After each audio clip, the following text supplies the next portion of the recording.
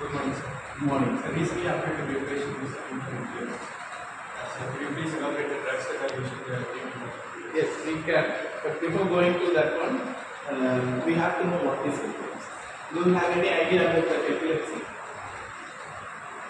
Have you seen any patients? Huh? What is their problem?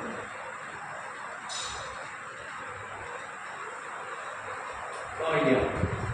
Actually, epilepsy means it is an unwanted disorder. It mainly affects the central nervous system.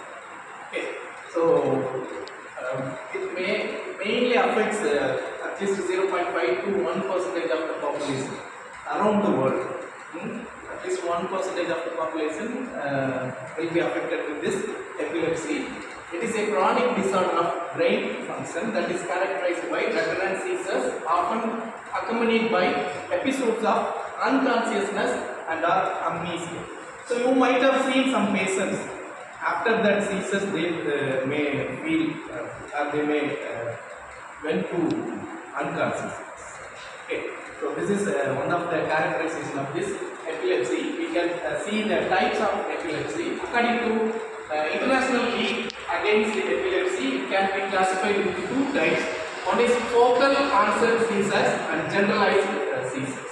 There are so many types under focal onset seizures, that is focal aware seizures, focal with impaired awareness seizures, and focal bilateral clonic and clonic seizures. In generalized seizures, it is generalized absence seizures, generalized myoclonic seizures, generalized clonic seizures, atonic seizures, and epileptic spasms. This is the classification of epilepsy. Let us see what are the drugs used for the treatment of epilepsy. So this is the classification. The drugs which are used for the treatment of epilepsy are called as anti-epileptic agents. This is the classification. First one is hydantoin. Under hydantoin, there are two drugs, that is phenytoin and methphenytoin, and in barbiturate, phenobarbital and mecobarbitol, and deoxybarbiturate, primidone, immunostilbene, carbamazepine, succinimide, ethosuxinimide, and gamma transaminase inhibitors, valproic acid, megaplotrine. Then benzodiazepine examples will be diazepam, clonazepam, lorazepam. Then in miscellaneous agents, magnesium sulfate and acetazolamide are the examples. This is the classification, the drugs that are used for the treatment of epilepsy. So we are going to discuss about the only the hydantoins. The first one will be the hydantoin. Hydantoin, you will see the structure. Normally it is imidazole diol. Imidazole means in first and the third position nitrogen will be present. Diketone means there are two double bond O will be present. So imidazole, one nitrogen, and the third position also nitrogen will be present, and two ketone group will be present. Okay, so it is hydantoin derivatives. Here it will be substituted in to the third position R1 will be present, and to the fifth position R2 and R3 will be present. What is this R1, R2, R3?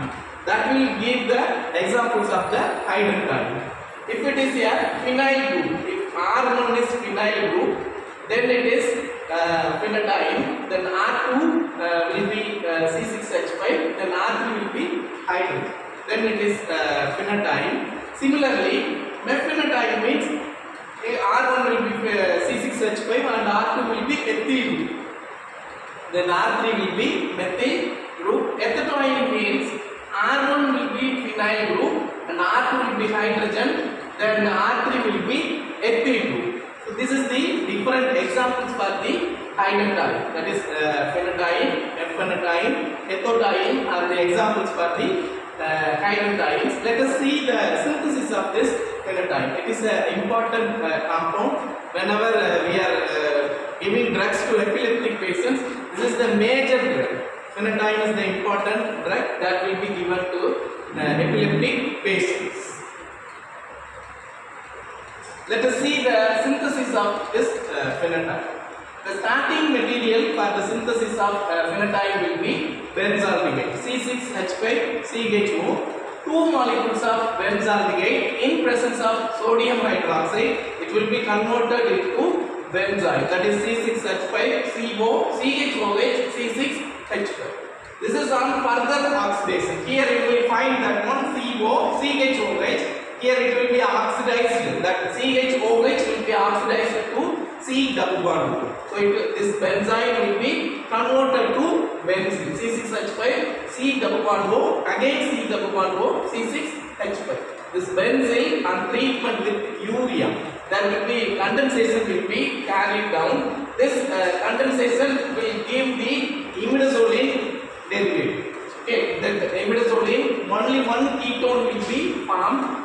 This is further rearranged to give the phenotype. That is C6H5. C6H5 will be attached in the fifth position, which will give the phenotype. The starting material will be benzoyl, that will be oxidized to give benzoin, and further oxidation will give benzene. Usually in laboratory we will give the practice of synthesis by using the benzene and urea.